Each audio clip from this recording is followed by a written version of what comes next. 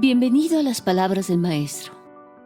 La cita de hoy es del libro Un profeta moderno responde tus preguntas clave acerca de la vida, Por Harold Klemp. El Espíritu Divino desea que aprendas y tengas experiencias. Es posible que el resultado no sea lo que tú quieres, pero te está ayudando a aprender y a crecer.